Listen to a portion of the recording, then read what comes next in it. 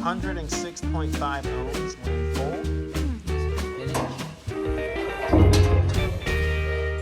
Okay, we aren't ready to do all this yet though. This hose clamp. Hey guys, it's me, your friend Andrew, and first off, I just wanted to say thank you for tuning into my videos, and to please like and subscribe and show some love to my channel.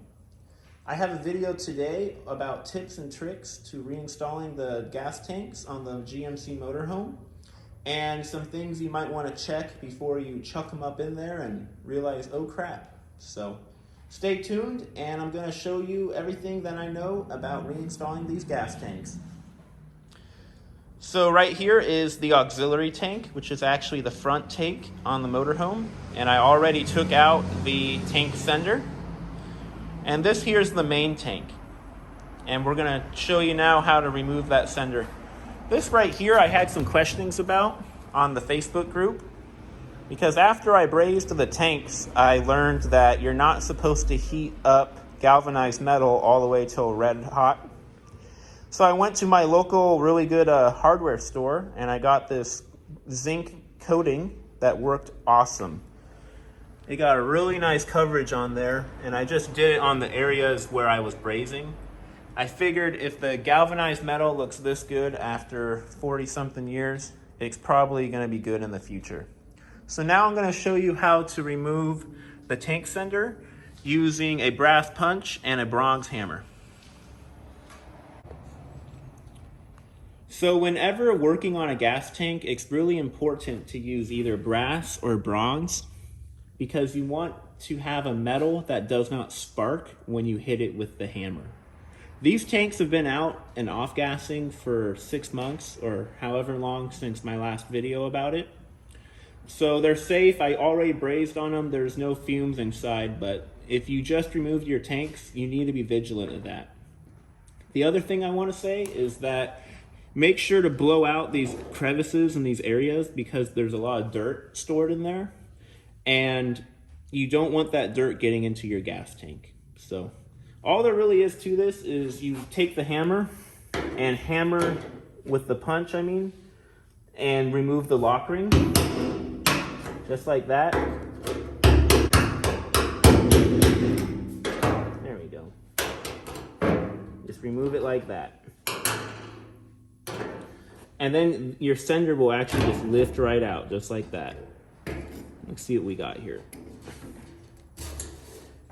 Oh wow, it's pretty clean. Let me get the shot inside of the tank. You can notice there's an O-ring. And you can see, wow, the tank is very nice inside there. I got lucky. So now I'm going to show you how to test your tank sender. So the tank sender is a GMC RV specialty part.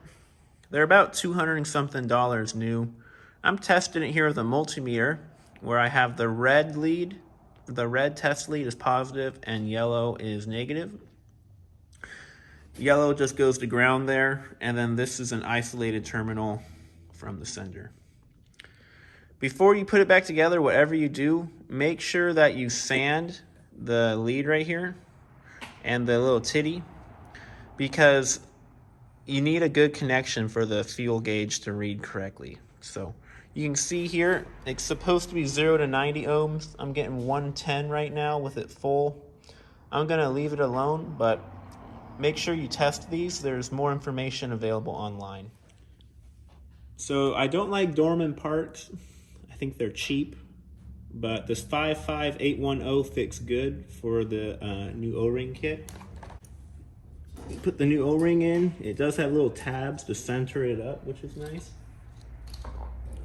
Then you can slip your sender down in there. I like to hook it and go. And it's just kind of the reverse here. Get all that aligned.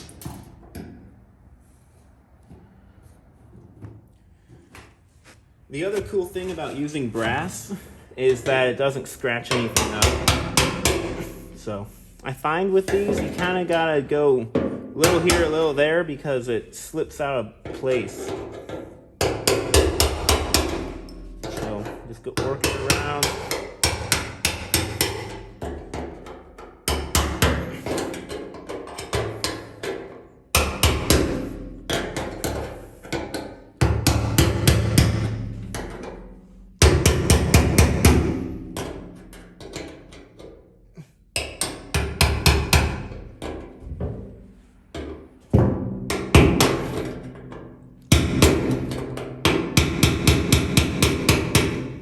really gotta drive it home on the last part where it locks. And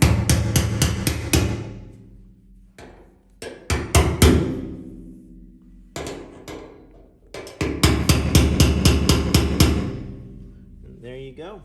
They're ready to install back on the coach. So I got these new J-bolts locally. I got the stainless steel marine hose clamps locally. And then I have here the Gates barricade fuel line, which is supposed to last a really long time. I got that for the 3/8 diameter, and then some stuff from my small engines that I work on I'm using here for the vent lines and the generator fuel line. But my old J-bolt snapped upon removal, so getting new ones was easy, and they were only a couple bucks each. Make sure you note which line is the fuel pickup and which one's the return.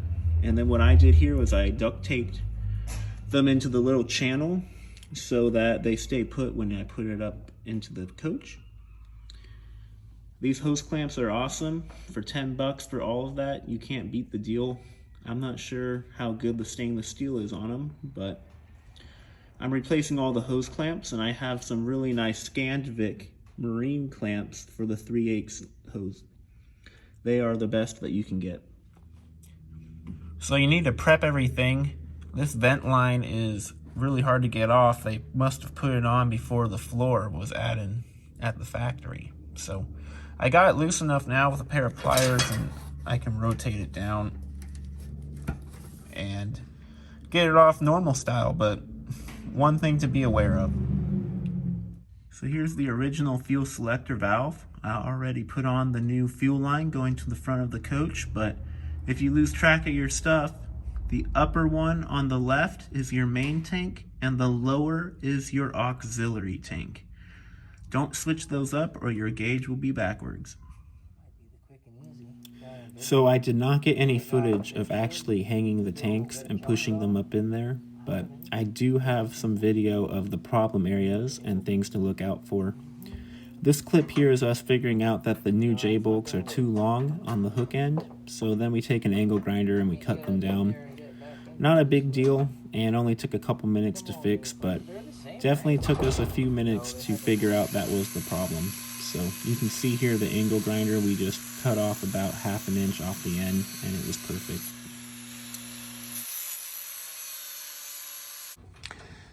So we got the tank up. We're having to lower it now because these two hooks, or the straps, they're below the frame rail and you gotta tuck them up inside underneath there. So we are removing the 3 front bolts right now, and that's one thing to make sure you do. So here's a view from the front of the coach. This is why it's important to do the main tank first, because these 3 bolts here, they are in the way when you have the other tank. That's where the camera is right now. One thing that really helped is you want to make sure you have a lineup bar or a Phillips screwdriver, and you can work it in there like this and that to help push it into position for those bolts to line up. Leverage is your friend on this one. So this time we hooked those tabs above the frame first, and then we are about to hook up the filler neck on the auxiliary tank here. So it's a lot easier if you hook these first, and then you don't have to redo it. So the barbs on each tank that I brazed, this is where those fuel lines go. They enter that T there, and then they go up to the fuel vapor separator, and then that hose goes all the way to the front of the coach. I ran out of 5/16 fuel line, so I can replace this long one here later. It's about 15 feet long from that fuel vapor separator, but that's the original hose barb, 3-way T there, and the plastic was in great shape. So new fuel lines, new hose clamps, and those come off of the barb of each tank, and then they connect into one. Okay, so it's a new day. We ran out of light last night, but I had my buddies Carlos and Mike help me, and we got both tanks up in there real easily, just muscling them into place. We ran the new fuel lines. Some tips on how to do this. You want to do your back tank first. That's your main tank. And you want to hook the back of the tank where the J-bolts go through, and then do the front. So you hook the back and push it up into the frame rail beyond the lip of the frame rail. And then you do the filler tube, which is an inch and a quarter diameter rubber hose. And then you can hook up the front and bolt everything down. And when it's on the ground, you just run the fuel lines to where they go with it on the ground. And then you can kind of pull them tight once it's up in there. So I'll show you now what it looks like underneath there. It looks pretty good. So here's the money shot with the brand new looking tanks. They're just the original ones, the galvanized material I polished up. I got some zip lines on the new fuel lines and everything, and new nuts and bolts. So it looks great under here. The new J-bolts are a little bit longer, and that helped the install and actually made it easier to line everything up. So if I ever have to drop these again, I am not that worried about it.